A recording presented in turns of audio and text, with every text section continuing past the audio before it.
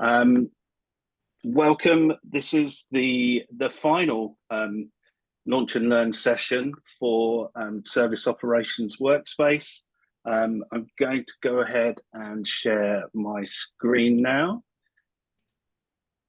And hopefully, we can get that issue resolved as we move forward. So, good afternoon, good morning, good evening, everybody, wherever you are.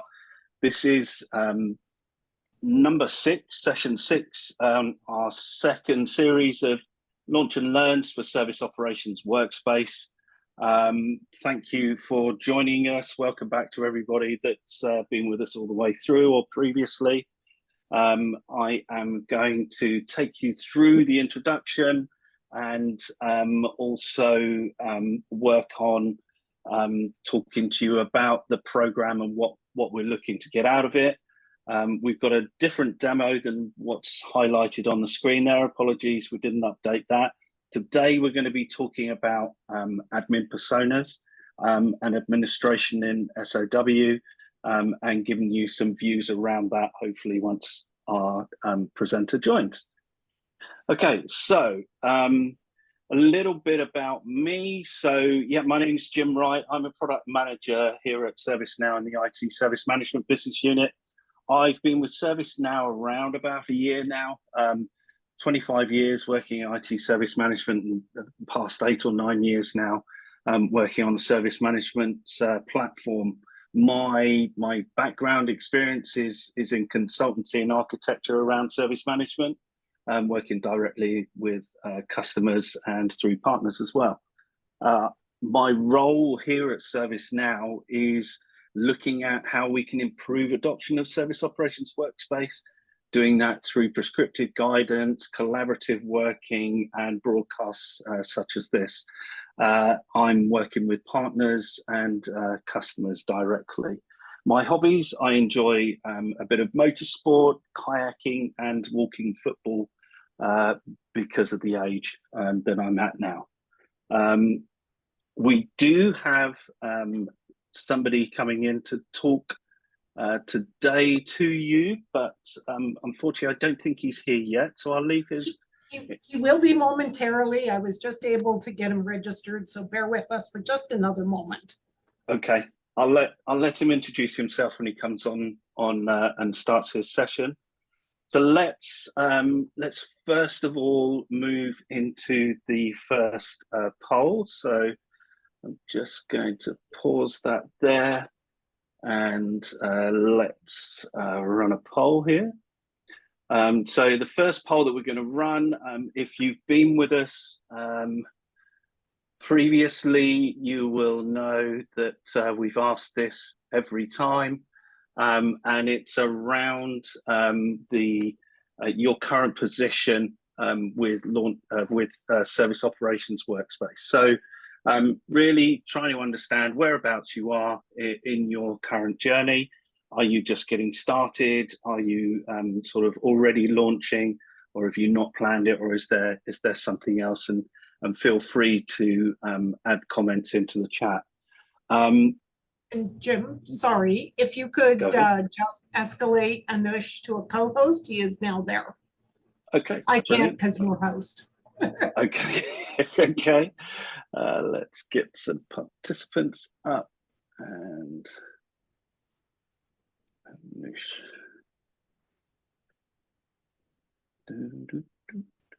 let me guess, it's going to be alphabetical, right?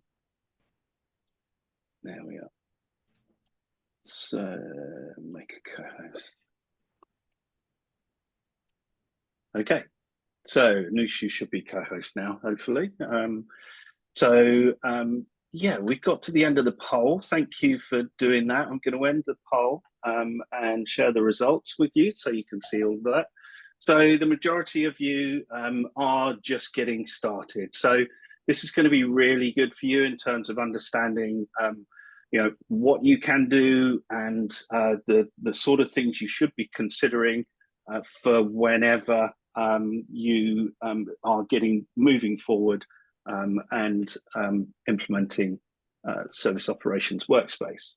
So that's all great. So if I go back into the slide deck, Anush, just so you know, I'm doing the intro, and then you can do your intro at the start of your section. Okay. Okay, so what are you going to expect from this session? So if you've been with us before, you will have seen this. So this is a weekly set of sessions that we've put on. We're looking for you to be vocal. Please tell us, ask us questions, tell us what you're thinking. Are we going in the correct direction? Do you think we're going wrong? What else would you like to see? During and after this session, we'll be asking you questions. Anything you have, any questions you have, feel free to put them in the Q&A section within the Zoom session that we've got. And we will share all of those along with all of the recordings once we've finished this session. We will be putting those recordings up within the next week or so. And that will include some frequently asked questions within that as well. So why do you want to do this program? So as I said, we're trying to work out how we can get you adopting Service Operations Workspace faster. What documentation do you need to do that? Are we actually thinking about your issues, your questions, your problems in the right way? And what is it that's missing? What can we add that would make it easier for you to adopt, or would give you that compelling reason to adopt?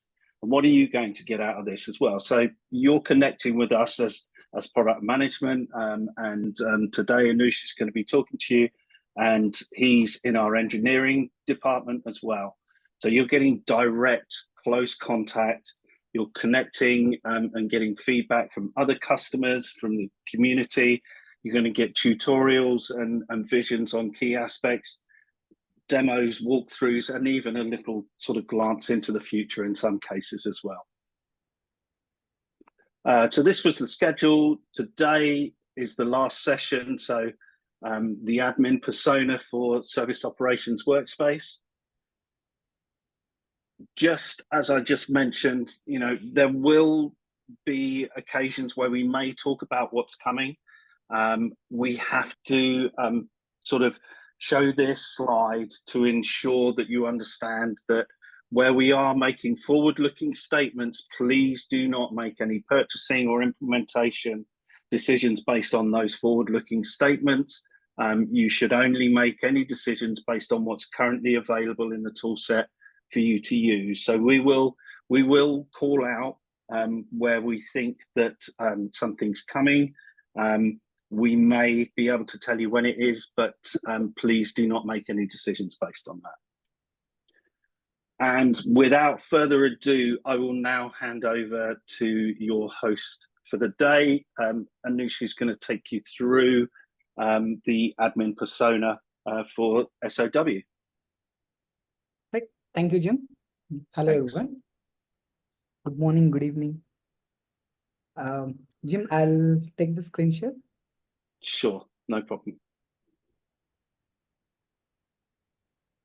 Right.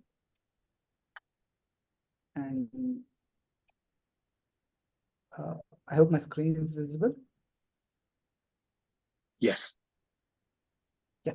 All right. Hello, everyone. I'm Anush. I'm managing a team in ITSM function here in ServiceNow. I'm with ServiceNow like 3+ years. I started in ITSM with DevOps change velocity product, and I was there for like a couple of years. And last year, I started looking into SOW, request management, and ITSM mobile agent areas. Yeah, and in my free time, I love to play sports. So I enjoy playing badminton, table tennis. With that said, we'll get into the topic for today.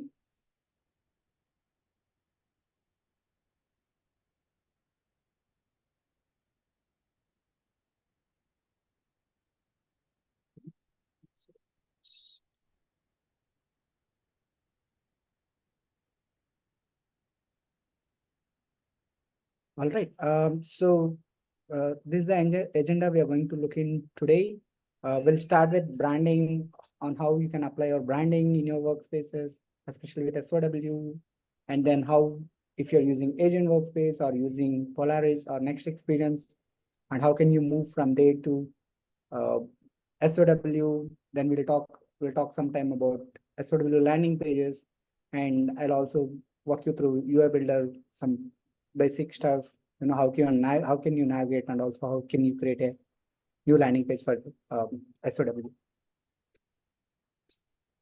All right. I think given the earlier poll, I think should we do this poll, Jim?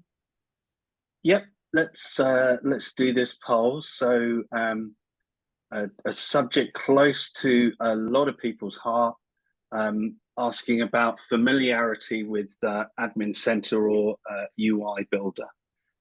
So your options are: I'm aware of Admin Center, I'm aware of UI Builder, I'm aware of both, or sorry, what are you talking about?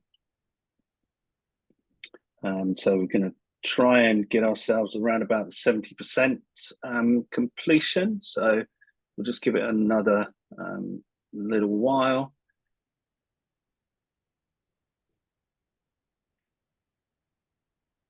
Okay. Right, let's end the poll and let's share the results. Okay, so very good for you, Anush. You're going to be talking to a lot of people about a subject they know very little about. So there's a few people that know about both of them.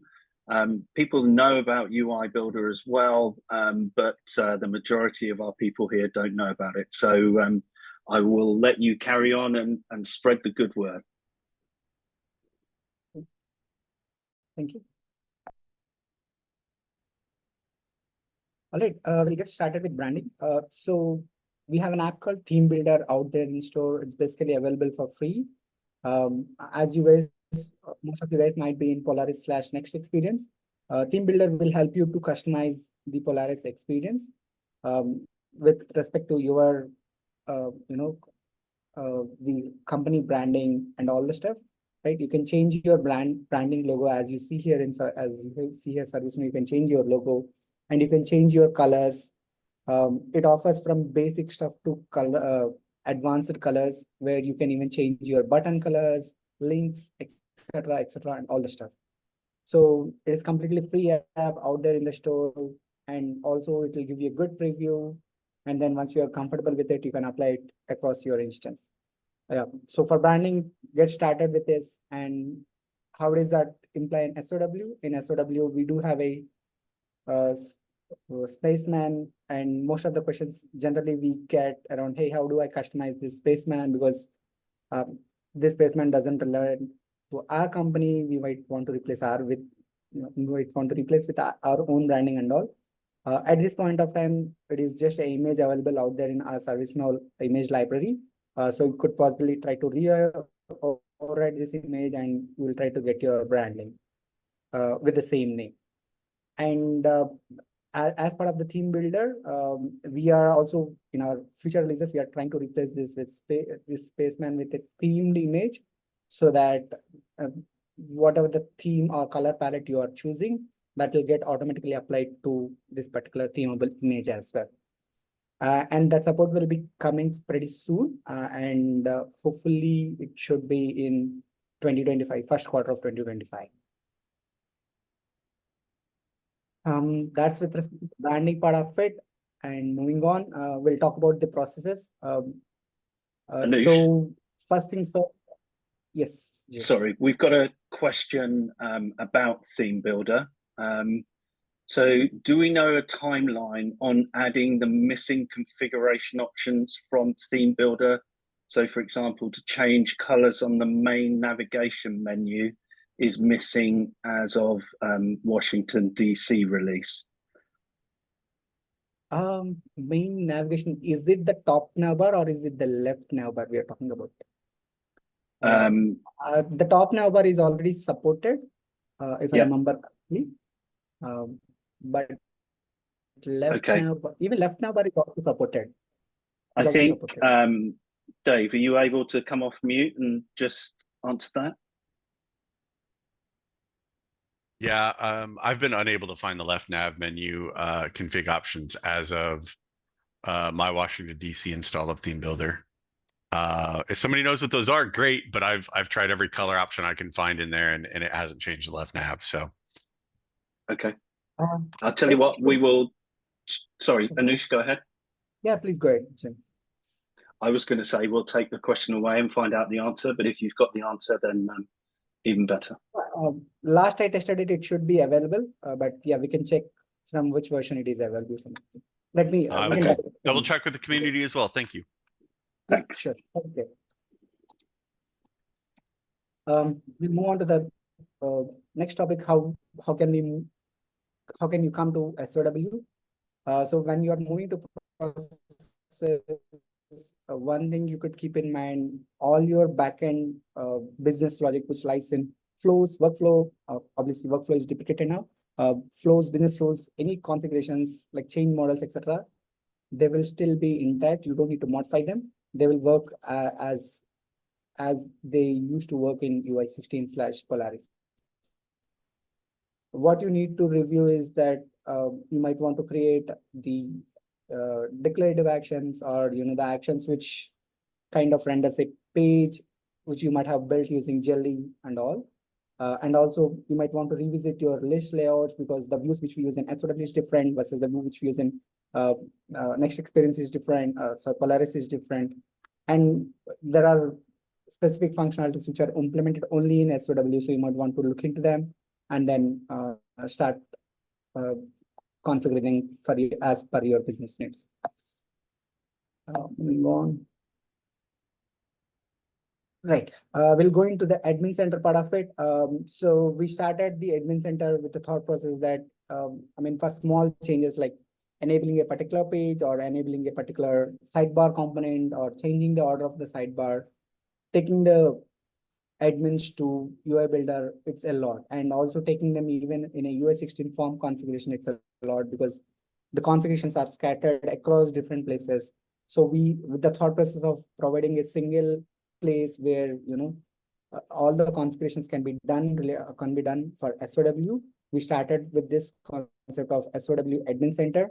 And in the very initial version, I guess with Washington, you will have only simple redirections to classic UI. But then upon the releases, we have built a lot of features with simple toggles out there in the admin center itself.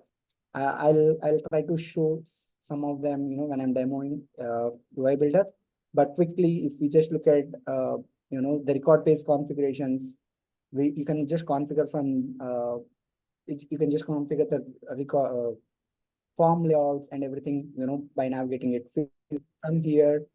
And for contextual side panel, which I'm going to show in a bit, we have constructed a UI where you can just try to activate the side panel items and all from a single place. And the most often requirement we heard from our customers is that for their service desk agents, they're using the overview tab very less, and they want to possibly hide it. And for them to hide it, it is kind of there are a lot of steps involved. So we just provided a simple toggle. To basically disable this overview tab for service desk agents. So for configuring the form views, we recommend you to use the form builder. Form builder is the latest and greatest stuff out there. It's kind of a replacement for form designer or form layout. The traditional classic layout is still out there for configurations, but then we highly recommend to use the form builder because it provides everything in a single place. If, as an example, if we look here, the yellow indicator says that, hey, this particular field is kind of affected by UI policy, and you can configure other client scripts, ACLs, business rules, everything at one place. So it is a single place where you can do everything with respect to that record view. And in SOW, we'll continue to honor the workspace view rules. These view rules will help you to configure different layouts for different roles you have, or different set of people. Based on certain conditions, these view rules applied as per their order, and you can control the record views as per your business needs. For configuring the list layouts and all, we are still handling with the classic layouts. So there is no change out there. We are working on to improve that experience as well.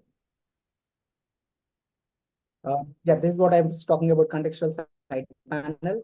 Earlier, we used to take to a classic UI in the list form where you have to, order it. So now we have basically, we have created that page, recreated the list in the admin center itself so that the admin can make the changes here. And as an example, if you look at here, these are the different side panel items we have. And for all of them, you can just change the order, or you can just select them and try to activate and deactivate from here itself. However, if you want to get rid of it completely from the page itself, you might want to go to UI builder and try to remove that page itself. We highly recommend to not to do that and rather go to do via activate or deactivate, so that even though the changes will be upgrade safe and you'll not run into major upgrade issues. And the other thing to be highlighted here is these side panel items, are surfacing different needs for different record types, and they are published from different record type scopes as well. We have different record types such as incident, problem, change, and each of them, they come with their own scope. So, and all these records are shipped from their respective scope. In order to make any edits, you have to be in the right scope. So our recommendation is to add the scope to the application scope here, and then make the changes in line here itself.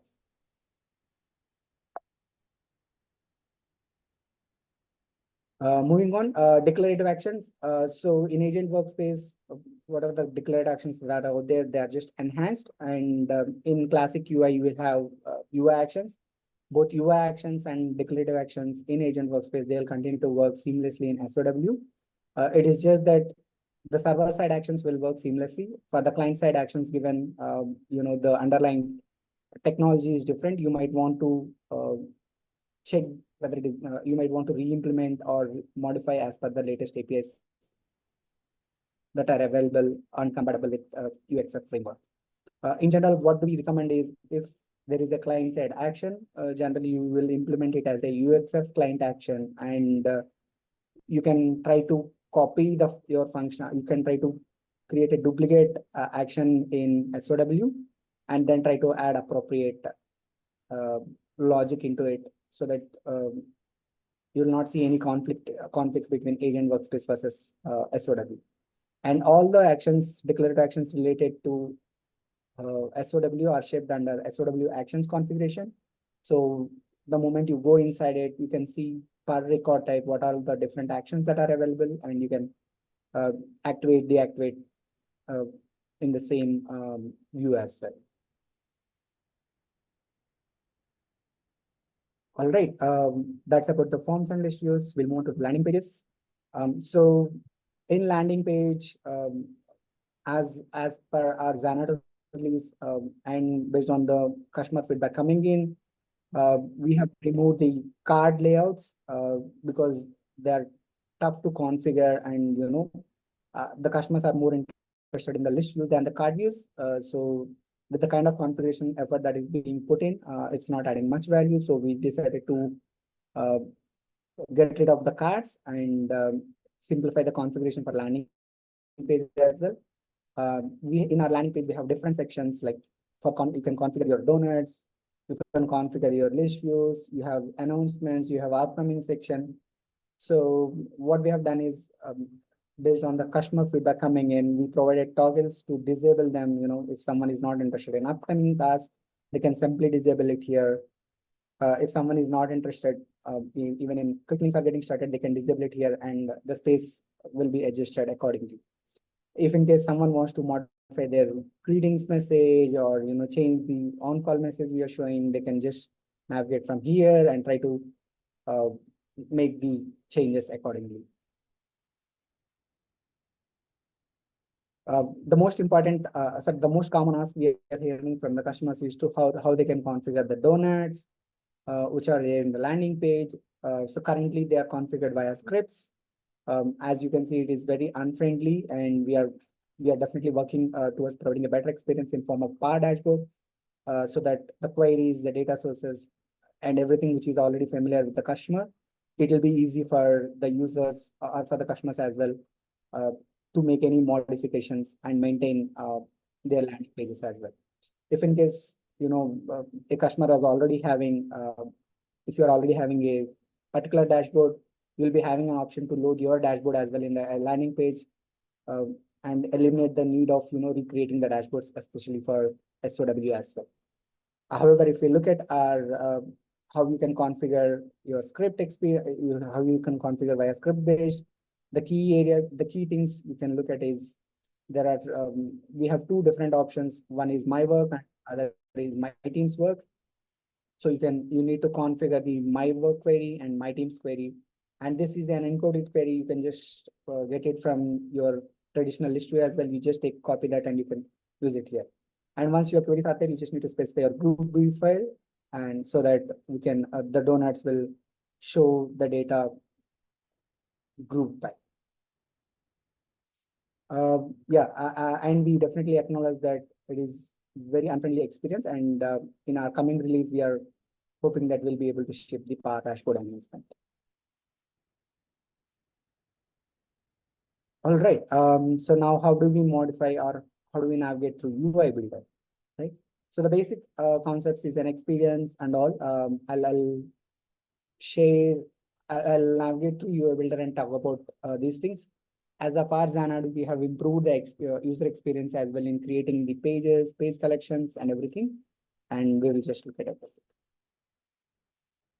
I'll just give a pause here to see if any questions so far.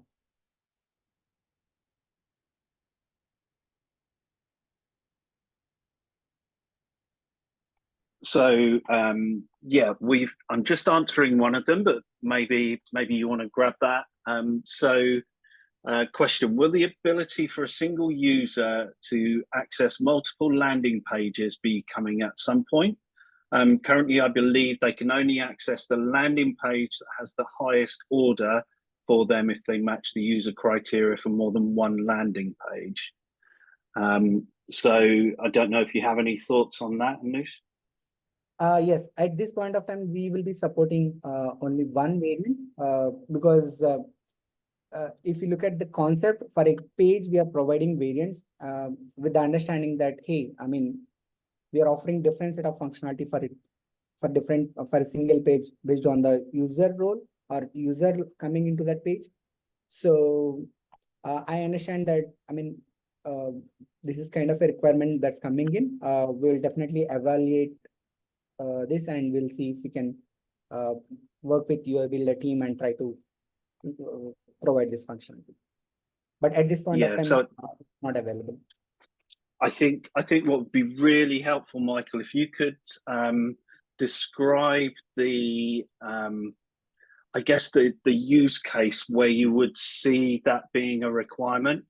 I can certainly understand the requirement if you wanted to sort of switch between the operator view and the kind of service desk view, the agent view. But if you could put some meat around the bones of your use cases, then we can absolutely look to help out with that.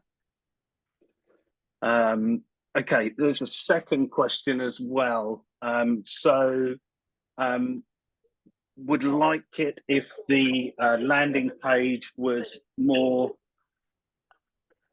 sorry, my phone starts ringing, but never rings. Okay, I'd love it if the more of the landing page was configurable versus being customization. So things like having major incidents and alerts in the top right.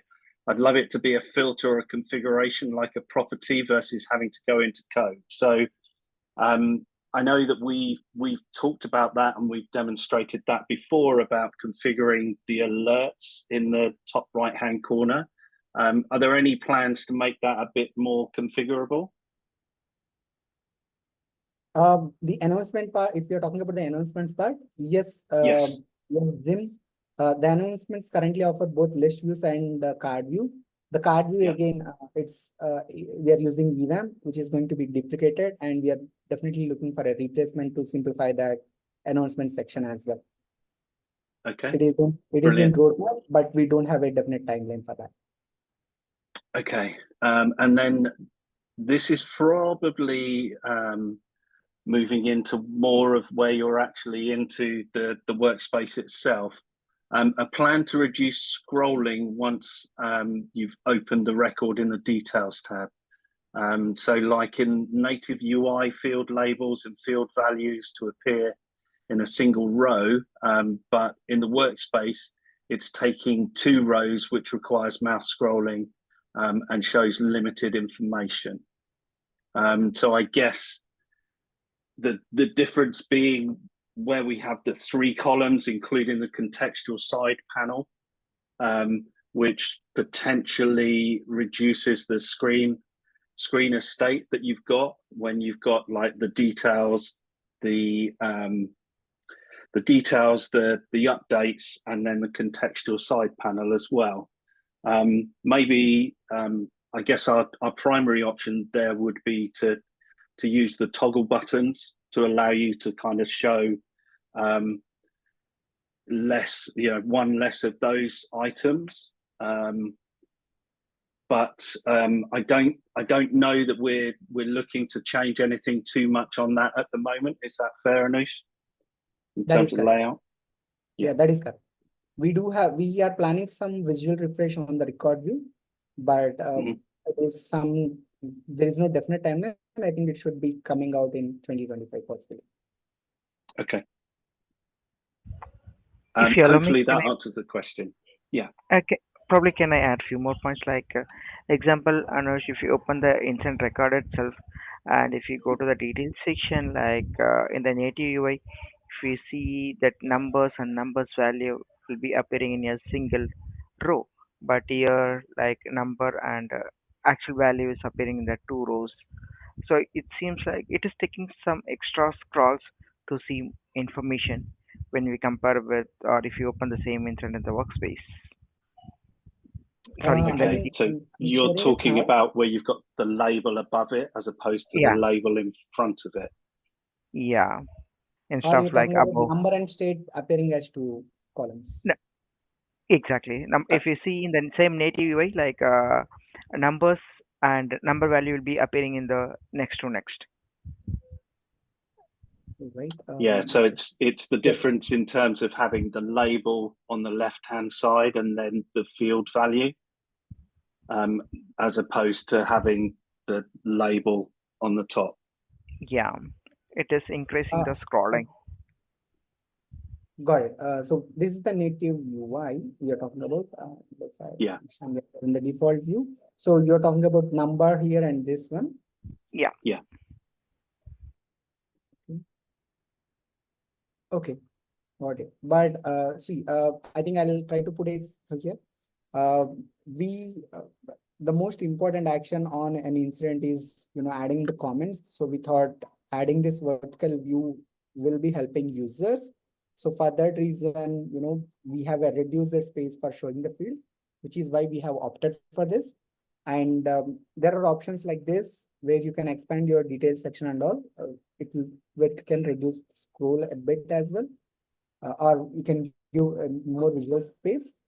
But yeah, we will definitely consider this input and see what we can do. And also, mentioned Gautam, right? Have you tried configuring a layout for incident, right? And try applying it as a view role, because if you create your own layout, you can apply only having one field and try to achieve it. I mean, like view rule, yes, we can. Thing is like we in our current environment, we do have a lot of fields, and then it is more comfortable with the native UI. And then this one of the challenge which they are facing to migrate from native UI to SOW. This is one of the challenge they highlighted. And then they might be focusing some more, like some use cases, some of the fields will be appearing as a mandatory. And if you use that the forms, like we have the form configuration at the user profile specific, right? And then if you hide it and then if you make mandatory, then also it's a problem. It's conditional basis on few of the fields. So okay. So we've got one of our design team on the call as well. So there are absolutely some plans to refresh and tightening it up. But I think it's a really good point, and we can take that and capture that as a feedback point for you as well. Can I, while we're on the screen, can I add a complaint we've heard from our users Sure. real quick? Yeah, Where's sure. do we have annotate? Okay, good. So we've added some information up in this space here, like username and location and time zone and some of that information that's directly relevant to people reaching out to our customers. And when you do that, you get this giant white space below it that's bigger than the white space I've circled there, which especially on smaller laptop screens makes visibility a real challenge for the record. And currently, as we roll out in our tests, that's where a lot of feedback is coming from, is just that total white space that we take up there just really reduces the ability for them to see any of these things. And I'm hopeful that as part of that refresh, that kind of thing is being considered as well. It would be really great if we could put it next to that title instead of below.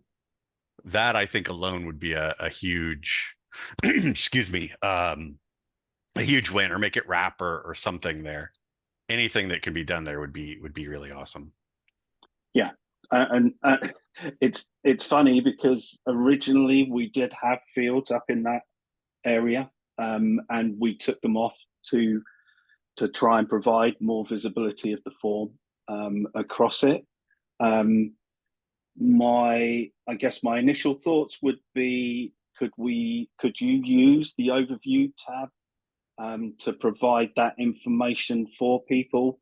But obviously that means that you have to be in the overview tab to see it, as opposed to having it in front of you straight away. But certainly I think it's really good feedback, and we can take that and put that into the work that we're currently doing to make that information and make that form a bit tighter and a bit more configurable.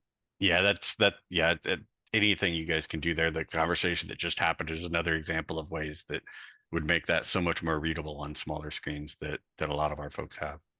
So thanks for considering it. Appreciate it. Absolutely. This is the purpose of these sessions, right? Is to get that feedback. So it's great. Thank you everyone. Thank you, Owen. We'll move in the interest of time. First we'll cover the topic and then we'll take the Q&A. Right. So in order to reach for admin center, you can go to configuration hub and you can search for SOW admin center here. And also you can look for Service Operations Workspace admin center here, and then upon opening it, you will be landing here. We are also doing a visual refresh for this page as well in our coming release. And this is the overview screen. And once you try to configure the landing page, you'll be showing the different options out there on how you can configure the greetings, how you can configure the donuts, etc., etc. As I was mentioning earlier, at this point of them, there are a few redirections and there are a few toggles that you can do it from here as well. And we were talking about the instant, and for instant, we can hide the overview tab as well from the admin center. Sorry, please just.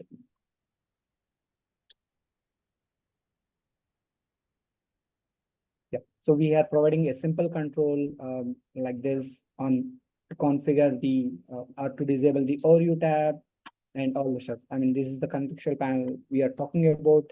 We have talked about earlier. And we are also onboarding the other record types into the admin center as well, so that SOW admin center will act as a single place for all the configuration related items. That said, we'll move on to UI Builder. For UI Builder, obviously you can search here and you'll land into UI Builder. And we had a visual refresh on the UI Builder as well. Now we can search your experience here. You can create, there's a tab-based layout, and we are providing more learning material about UI Builder and all the stuff in the home page itself. You can search for Service Operations Workspace, and as you can see, the one is the core workspace, other one is the admin center we just saw. And if you look at this is an experience, this is what we are calling an experience. And any page that is created as and as part of the experience, we can have pages, and each page can have multiple variants, and each variant can be controlled by audiences, which will give you the power of showing the right right content to the right set of users. Yeah, as mentioned earlier, at this point of time, for a page, the order with the variant width of lowest order only will be available or will be available for that particular audience. Even though a particular user is is allowed to access two variants, it's not possible at this point of time. These are the out of the box landing page we have created, and in a moment I'll show how we can create a simple dashboard based landing page as well. And along with this, we have page collections. If I go back for a moment. So we have page collections as well. The difference between a page and page collection is a page is tied to an experience, whereas a page collection is a group of pages. It can be used across experiences as well. So that is the basic difference. And once you are an experience, you can also search for. Let me show some settings.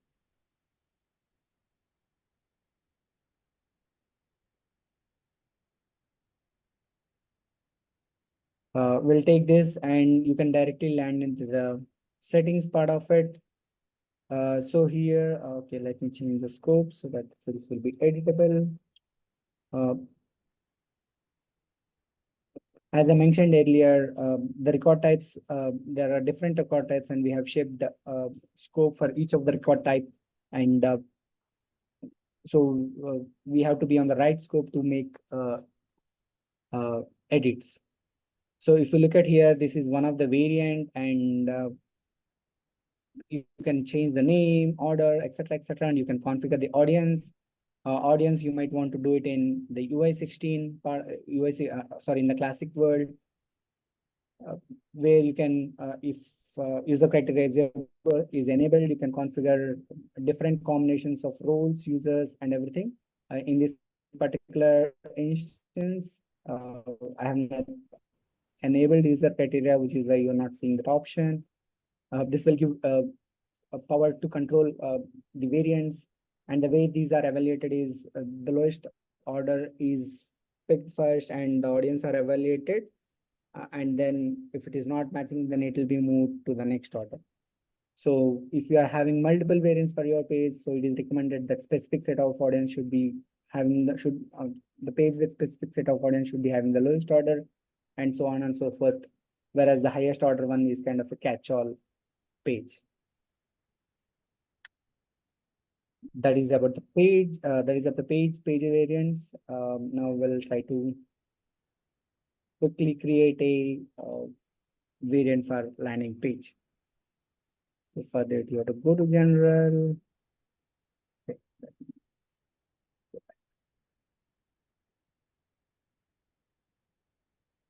So you can click this plus icon and select add a page to a variant, and you can select the home page and click on add variant.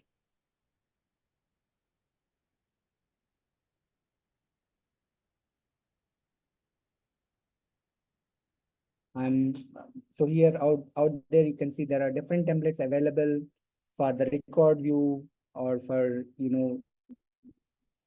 reports or error pages and everything, even for the list page and everything. So I'm using a dashboards template and say demo dashboard.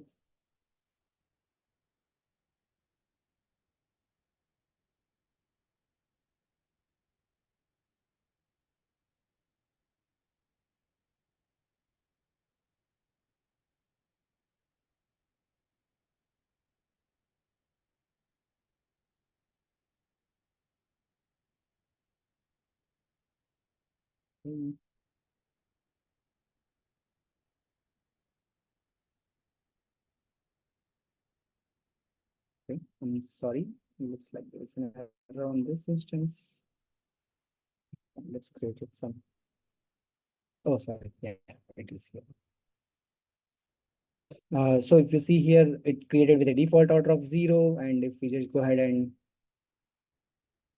refresh our homepage,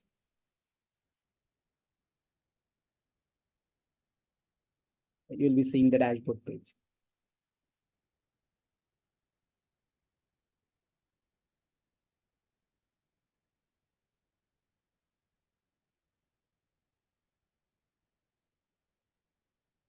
So currently, IT agent dashboard is available and in this particular workspace. So by default, it picked it.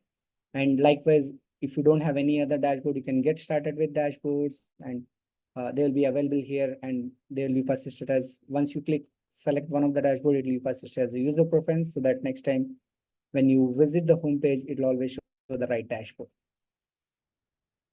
Yeah, this is about the dashboards.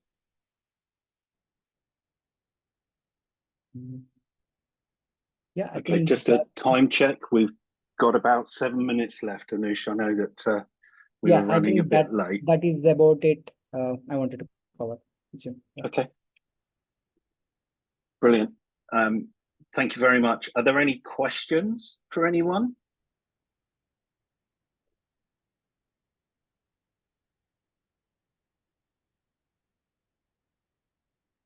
Oh, gone quiet now, haven't they? Everyone. Okay. I think that was really good. There was some really good feedback that we've picked up through the questions around theme builder, around landing pages, configuration of the landing page, and hopefully that will improve as we get the PAR dashboards as well for those landing pages. The form layouts, so understanding, really good points about the labels and the fact that because we're putting the labels on the top, it takes away or it adds to the rows that we need. Thank you for your comment, Dave. I think yeah, we all need it to be just a little bit mature, and that's exactly the purpose of what we're doing here, to get your feedback from it, to find out more. So there is just a quick question. So do we need any specific plugin to be installed to view the admin console, the admin center? No, it is available out of the box and it is installed by default. Yeah. What I would say is make sure it's up to date, because there will commonly be changes to that outside of the family release. It also contains our adoption blueprints and things like that, so we can update that through our content delivery network. And so just keep checking that it's up to date, and you've got the latest versions. Yeah. And I think I would like to also add one more note for folks who are looking to migrate from Agent Workspace to Service Operations Workspace. We have built a utility to help with the migration. That utility provides a lot of hand-holding options. You can move record by record type. So if you guys are looking to move from Agent Workspace to Service Operations Workspace, we would definitely recommend you to check out that utility that's already available out there in store, and we are having few more enhancements to it in the coming November release. So yeah, do check it out, and it will help you save a lot of implementation time as well to come to SOW. Excellent. Yeah, absolutely. So +1 on the migration utility for me, really important to allow our Agent Workspace customers to move onto Service Operations Workspace, because Agent Workspace is no longer supported. It's a fully deprecated product, so there will be no support. You won't be able to install it on new instances, so you should be moving off of it as quickly as possible. Okay, if there are no more questions, thank you everybody for your attendance today and throughout the session. And yeah, thanks Anush for your time. Apologies for the problems getting in, and thanks for everybody else for joining us as well. Thanks, everyone. Okay, thank you. Have a good day.